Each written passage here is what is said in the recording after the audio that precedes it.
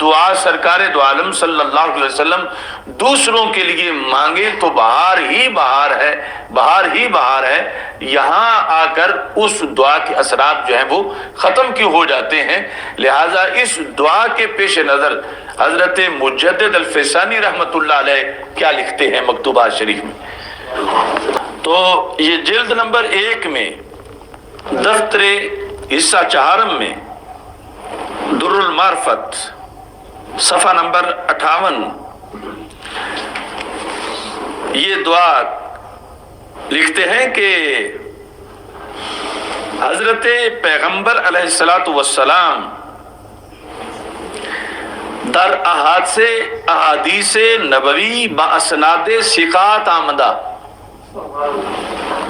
کہ جو رسول پاک صلی اللہ علیہ وسلم کی احادیث ہیں باسناد ثقات آمدہ، ثقہ اور معتبر اسناد کے ساتھ اور اسناد کے ساتھ، کہ حضرت پیغمبر علیہ الصلاۃ والسلام در حق معاویہ رضی اللہ تعالیٰ عنہ دعا کردان، کہ رسول پاک صلی اللہ علیہ وسلم نے حضرت امیر معاویہ رضی اللہ تعالیٰ عنہ کے بارے میں دعا کی ہے۔ اچھا جی، کیا دعا؟ پہلے اللہم علمہ الکتاب والحساب، یہ علیحدہ حدیث ہے دوسری کتابوں میں، وقہ العذاب، کہ ان کو کتاب کا بھی علم دے، حساب کا بھی علم دے، اور انہیں عذاب سے محفوظ رکھ۔ وجائے دیگر در دعا فرمودان اللہم اجعلہ ہادیا مہدیا، ہادیا و مہدیا، جو ابھی حدیث پیش کی ہے۔ اس کے بعد کیا لکھتے ہیں؟ وہ دعائے حضرت صلی اللہ علیہ وسلم مقبول است، سرکار کی دعا مقبول ہے۔ تو وہ کیسا امتی ہے کہ جو سرکار دو عالم صلی اللہ علیہ وسلم نے جس شخصیت کے حق میں دعا بھی کی ہے، دعا تبھی کی تھی سرکار راضی تھے، اور پھر اللہ سے بھی اتنا بڑا خزانہ ان کے لیے مانگا ہے، تو یہ پھر بھی بغض رکھتا ہے، تو پھر بغض معاویہ تو پھر بغض پیغمبر علیہ السلام تک پہنچا دے گا، جس طرح کہ سرکار نے واضح فرمایا فمن احبہم فبحبی احبہم فمن ابغضہم فببغضی ابغضہم، صحابہ سے پیار اسی کو ہے جس کو مجھ سے پیار ہے، اور صحابہ سے بغض وہی رکھتا ہے جو مجھ سے بغض رکھتا ہے۔ تو اس بنیاد پر اس حدیث کے تحت مجدد الف ثانی رحمۃ اللہ علیہ نے یہ لکھا اور یہ دعوت دی کہ سرکار دو عالم صلی اللہ علیہ وسلم کی دعا کا تو لحاظ رکھو، کہ جب دعا سرکار فرما رہے ہیں تو رسول پاک صلی اللہ علیہ وسلم نوازنا چاہتے ہیں، اور یہ دعا جو ہے وہ مقبول دعا ہے، جس طرح کہ سرکار دو عالم صلی اللہ علیہ وسلم کی دعائیں اجابت نے بڑھ کے گلے سے لگایا بڑی ناز سے جب دعائے محمد صلی اللہ علیہ وسلم۔ تو اس بنیاد پر یہ مجدد صاحب نے اس سلسلہ میں یہ تحریر فرمائی۔ اب یہ ہے کہ اس پر غوث پاک رضی اللہ تعالی عنہ نے خلافت معاویہ رضی اللہ تعالیٰ عنہ، جو کتاب اصول الدین ہے غوث پاک رضی اللہ تعالیٰ عنہ کی، اس میں لکھتے ہیں وَأَمَّا خلافت ابن معاویہ ابن ابی سفیان رضی اللہ عنہ فثابتۃ صحیحۃ بعد موت علی علیہ السلام وبعد خل الحسن بن علی نفسه من الخلافہ وتسلیمها الى معاویہ رضی اللہ تعالی عنہ لرأی رآہ الحسن،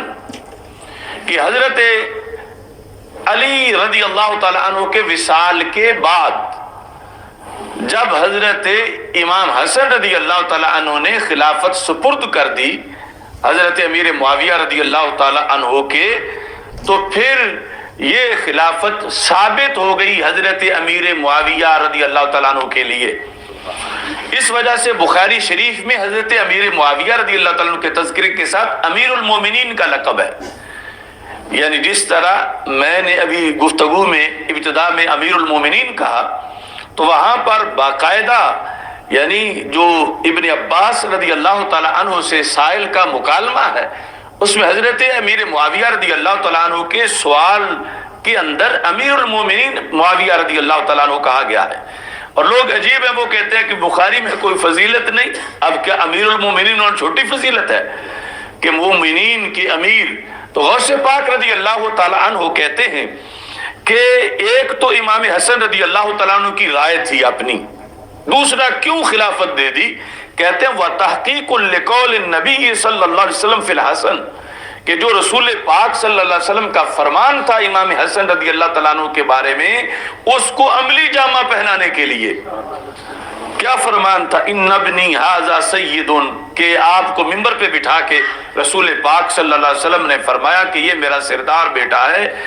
یصلح اللہ تعالی بھی بین فئتین عظیمتین من المسلمین، مسلمانوں کی دو عظیم جماعتوں میں میرا یہ بیٹا صلح کرائے گا. تو غوث پاک کا یہ نظریہ ہے کہ جو صلح کروائی، یہ جو صلح ہوئی ایک جھنڈے کے تحت امت اکٹھی ہوئی، اور کہتے ہیں فسم عامہ عام الجماع فواجب امامتہ بعقد الحسن لہ فسم عامہ عام الجماع، یعنی مسلمانوں میں اس سال کو جماعت والا سال کہا جاتا ہے،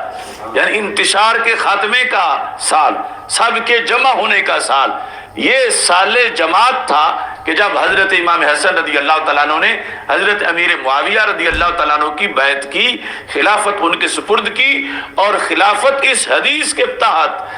جو سرکار نے بچپن میں ان کی ڈیوٹی لگائی تھی اور امید یقین ظاہر کیا تھا کہ یہ اللہ ان کے ذریعے میری امت میں صلح کروا دے گا، انتشار ختم ہو جائے گا. تو یہ رائے ہے حضرت غوث پاک رضی اللہ تعالی عنہ کی، اور کہتے ہیں میرے نزدیک بھی یہ جماعت کا سال تھا، سال جماعت. کیوں؟ لارتفاع الخلاف بین الجمیع والاتباع الکل لمعاویہ رضی اللہ تعالی عنہ لأنه لم يكن هناك منازع ثالث في الخلافہ. کہا اور تو کوئی خلافت کا امیدوار ہی نہیں تھا، کوئی حقدار ہی نہیں تھا. دو پہلے آ رہے تھے جب معاملات آپس میں مولا علی رضی اللہ تعالیٰ عنہ اور حضرت امیر معاویہ رضی اللہ تعالیٰ عنہ، اس وقت تو بالیقین خلیفہ راشد حضرت مولا علی رضی اللہ تعالیٰ عنہ تھے. اور